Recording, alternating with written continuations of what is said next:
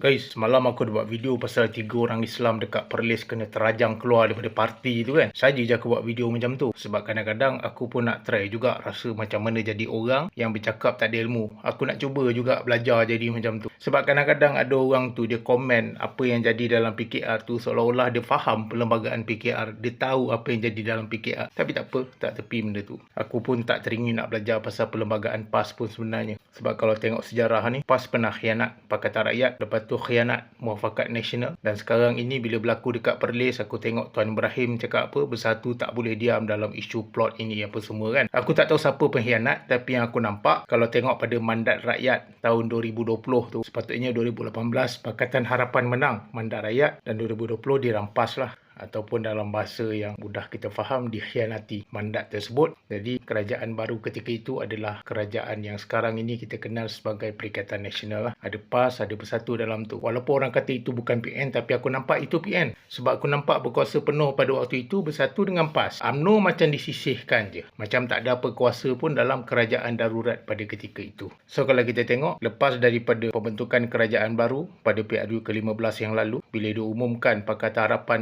dapat undian tertinggi, maknanya kursi tertinggi walaupun bukan majoriti mudah, tapi Agung pada ketika itu dah titah supaya adakan kerajaan perpaduan dan Perdana Menterinya adalah Anwar Ibrahim. Kalau ikut logik, memang patut Anwar Ibrahim jadi PM. Antara semua parti-parti yang minoriti ni, Pakatan Harapan yang dapat undian tertinggi. Dan aku respect kepada UMNO bukan kerana namanya UMNO ataupun Barisan Nasional, tapi tentang ego pemimpin mereka. Maksudnya, ego pemimpin mereka ni mereka sanggup rendahkan untuk bersama dengan Pakatan Harapan. Jadi sebagai ahli Parlimen Melayu, ini aku cerita tentang penyatuan Melayu lah. Kalau Pakatan Harapan stand alone, maknanya kursi Melayu tak berapa banyak tau.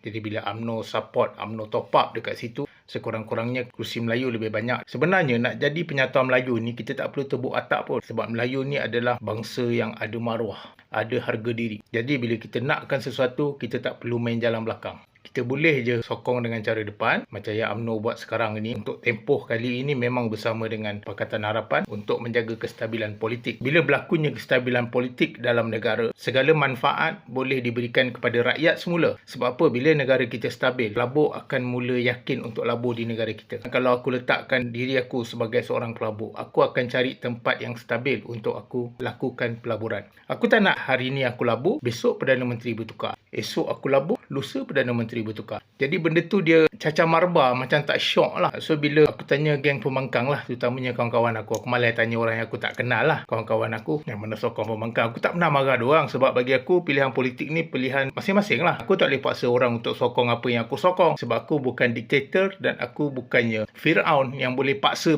orang untuk ikut apa yang aku suka. Jadi aku tanya dia, betul ke penyatuan Melayu ni dah berjaya? Dia kata nampak sekarang ni Alhamdulillah dah berjaya apa semua kan. Ada 4 negeri SG4 dan sebagainya. Tutup dekat negeri Perlis, jadi sebaliknya. Jadi kau bayangkan kalau benda ni berlaku dekat Malaysia, dekat peringkat pusat, bertukar Perdana Menteri banyak kali. Sebab bukan tak pernah berlaku tukar Perdana Menteri banyak kali ni. Dah pernah berlaku masa Penggal lepas. Okeylah, Mahathir dah diterajang keluar waktu itu, masa 2020.